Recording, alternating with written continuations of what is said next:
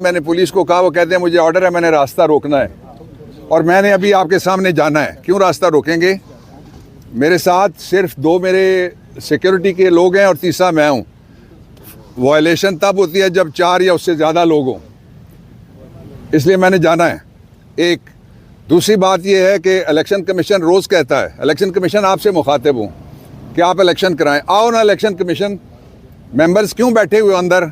Chief commissioner बाहर निकलें, आए आप मेरे साथ और ये इलेक्शन हम कराने लगे हैं। आपके हुक्म पे मैं अमल दरामद कराने आया हूँ। आप आए मेरे साथ और यहाँ कानून के साथ खड़े हों, आइन के साथ खड़े हों। आप काले पर्दों के पीछे मत बैठें। और उसके अलावा जो पाकिस्तान का दस्तूर है, उसमें फंडामेंटल राइट है मेरा कि मैं अपनी पार्टी बनाऊं, उसको चलाऊं और मैं इलेक्शन कराऊं।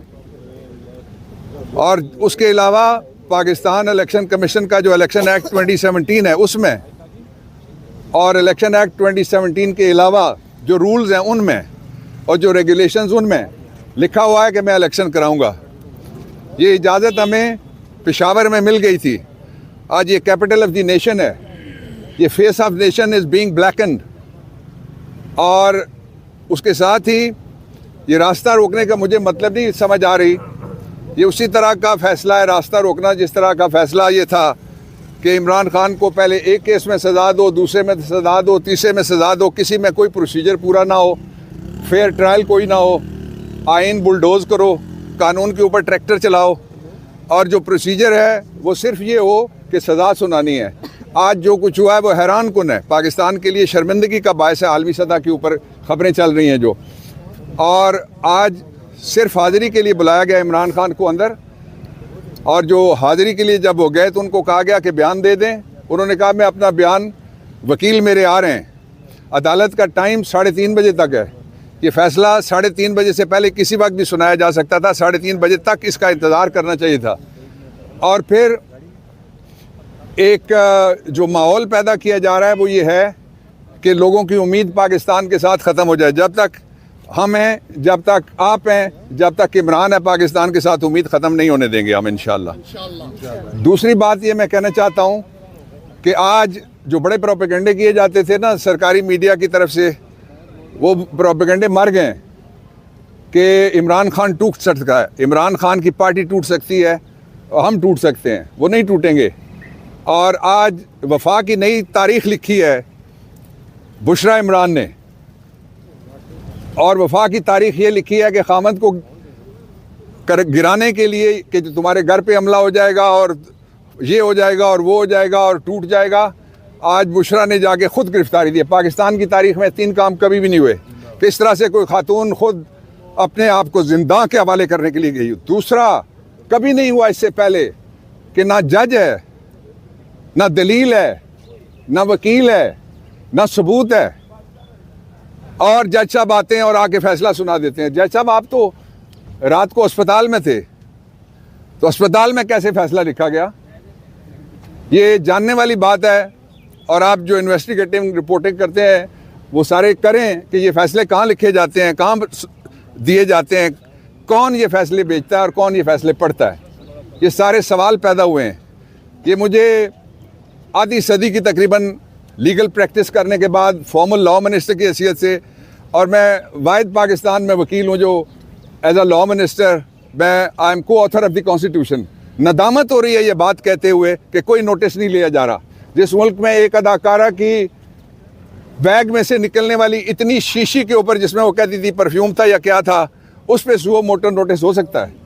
जिस पे एक चीफ जस्टिस के बेटे की वीडियो पकड़ी जाए बैरून मुल्क, वो चले गए हैं, उस पर भी सुओ मोटो नोटिस हो सकता है। लेकिन इस पर सुओ मोटो नोटिस नहीं हो सकता कि देश की बेटी है जो ज़ाब्ता फौजदारी की 2 दफ़ात हैं, 336 निकाल के आप पढ़ लें, 371 आप पढ़ लें कि फ़ैसला कैसे सुनाया जाएगा। वो आ रही हैं रास्ते में, 3:30 बजे तक इंतज़ार कर लेते, फिर फ़ैसला सुना देते।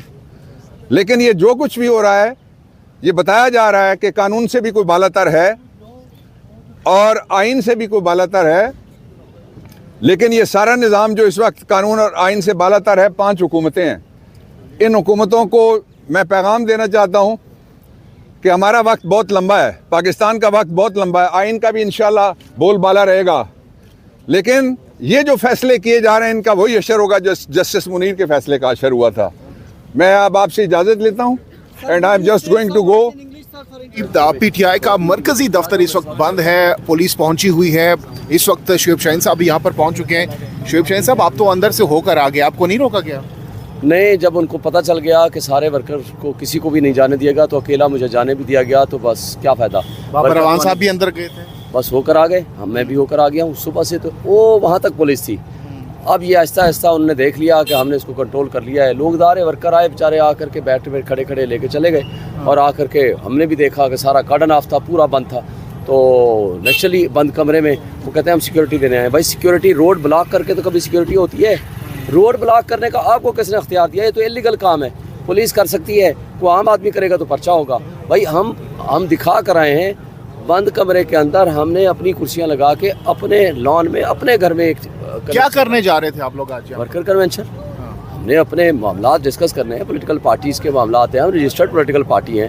हमारे साथ इस तरह का रवैया, मुझे बता दें पाकिस्तान की तारीख में ऐसा इस तरह की बुरी हरकतें हफ्ता और रह गया इलेक्शन से पहले।